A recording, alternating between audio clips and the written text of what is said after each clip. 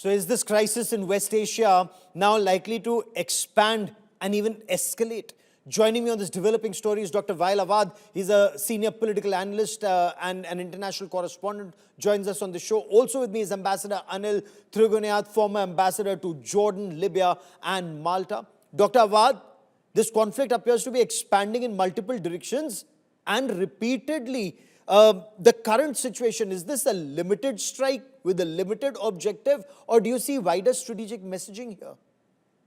Well, thank you. I think the message is very clear here that the objective of destroying the Syrian army was achieved by bringing Ahmad al-Shara or Abu Muhammad al-Julani into the power in Syria by the Israelis and the American and the Turkish government. But now the second phase of destroying the infrastructure of the Syrian government and all these statues of the sovereignty of Syria, which have been existing since 1945. So by destroying the military bases and the defense ministry and the palace is a clear indication that Israel does not trust Julani, who is trying to implement its own policy in the region. As you know that the Golan is the Syrian Golan occupied 1973 war, and Israel have discovered oil in that. And the tributary in those oil goes 65 kilometers south of Syria, which means that is inside the Syrian Quneitra, into Suwaida, into Daraa, where the fighting is taking place. So under the pretext of protecting the Druze minorities in Syria, Israel is trying to occupy this part of Syria because they wanted to control the oil of Syria. And also, they don't want to see any military presence in that part of Syria because the ambitious plan of Netanyahu is to expand in the future. Okay. Ambassador Trigunath, is this also your appreciation? Is this just to address the Druze situation? Or, as Dr. Awad points out, there are wider strategic objectives, including securing the areas around that Golan Heights buffer zone and this quest for oil? Of course, the protecting the Druze is essentially a ruse, and by Israel that is being deployed. They have already occupied the Golan Heights, which provides them the strategic advantage, the heights, the oil, as Dr. Awad mentioned. At the same time, Israel has not accepted al-Shara. He still considers al-Shara as a terrorist group, and he thinks that eventually they are going to come to fight with us. So there is, irrespective of the Americans' thinking, irrespective of the Arab endorsement of al-Shara, Israel has not reconciled to the fact. So they would like to create a demilitarized zone, occupy the southwest along with the Golan Heights. And as you know that the Israelis also have about 150,000 odd Druze people there. Many of them have been brought into their army. About 450 odd were killed, in fact, during this war with Hamas. And so far we have seen quite a lot of them. And this is something, I think it has nothing to do so much with this protecting the Druze in Syria. It is to create a division in the country. And as such, the country is divided because you have, they had the problems earlier against the Alawites.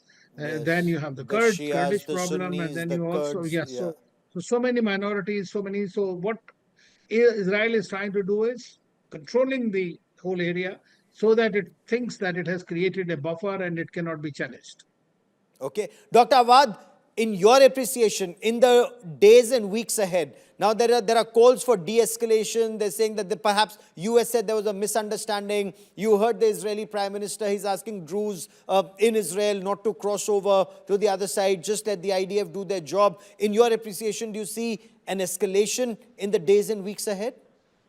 I don't see an escalation currently because you see American President Trump needed the Abraham Accord, and now they are putting pressure on the tactic of reaching to peace agreement through the guns. And that's what Trump has been doing. And now Netanyahu is implementing the same thing. So therefore, applying pressure on the Syrian government to go for Abraham Accord and normalize relation with Israel, where they can surrender the Golan permanently to Israel without claiming that it is a Syrian territory as per the UN Security Council resolution in this regard. So therefore, there is definitely an escalation going to happen as long as al-Shara does not challenge the Israelis' ambition in the region or the American continuous support of Israelis' hegemony in the region. I think he will remain in power till his mission is completed. And I think that's an interim phase, and he will remain in power as long as they are able to use him for their own. But having said that, I would say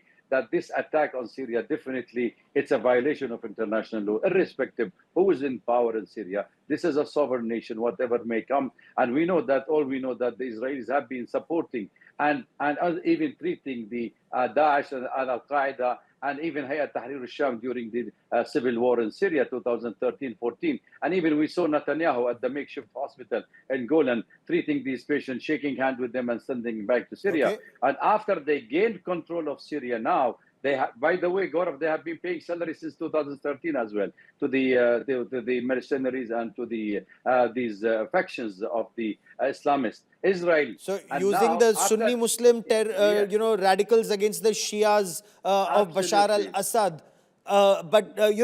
Ambassador Trigunath, in your appreciation, is Israel opening too many fronts, or is Israel moving very systematically, degrading multiple threats, but one at a time? Well, I think that Israel has really opened many fronts, but at the same time, it has also shown that with the support of the United States, it can handle all those fronts. And we have seen simultaneously it is killing people in Gaza. It is also taking on the West Bank. It's hitting people in Syria and Lebanon and elsewhere, and also continuing its problems with Iran. So I think that it has shown that it does have, despite all the stretches and stresses it faces, it has been able to handle militarily, it has been able to handle all these challenges so far. The other thing is that if you remember, then when Jolani came to power, at that time, the first thing that the Americans and the Israelis did was to completely demolish Assad's army and all its Yes. capabilities. The So tanks, therefore, the there was nothing aircraft, the really entire left. military infrastructure was destroyed. Yes. The surface-to-air Yeah. missiles, most important. Truly. So now, of course, they are not left with the kind of power that you need to fight back the Israeli army, which is very sophisticated.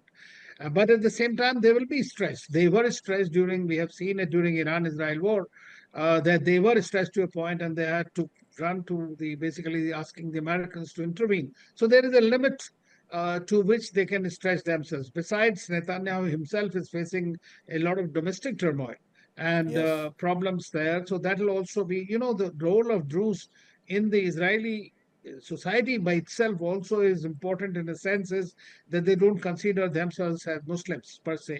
So they are Yes. more closer to the Judaism, Christianity, and other kind of, Ismaili system. So therefore, they can be a distant between the Arab and themselves.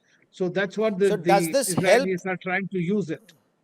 The last 30 seconds that I have on this part of the show, Dr. Awad, does this help, on the one hand, Israel's Prime Minister Benjamin Netanyahu to remain in power, irrespective of the domestic issues within the country? And two, what is your thinking? Will the current regime in Syria, under American pressure or to remain in power, finally cede the territory that Israel wants around the Golan Heights permanently? Well, look, I think what Israel wanted Netanyahu himself. He is unilaterally continuing this war to have because of his political career to survive in power. Secondly, there is a law in Israel also which is passed, does not even discriminate among the Druze. So if he thinks that he can use the Druze card in Syria because he wanted to protect them, I think he first should protect the Druze inside Israel, where he has already, they have passed a law which will have discriminations against them. So therefore, I think these are farce and these are a fake kind of a protection he's creating. The third thing is, which is important, Gaurav, is here the Syrian government has to survive. But the main objective of Israel is to break Syria, disintegrate Syria into small ghettos type of, so there will be a Christians, there will be a Druze, there will be Alawites, yes. and then you can claim and have the pretext that you need the Jewish state. So there is no question of Palestinian state at all inside Israel. Is he succeeding so far in that attempt?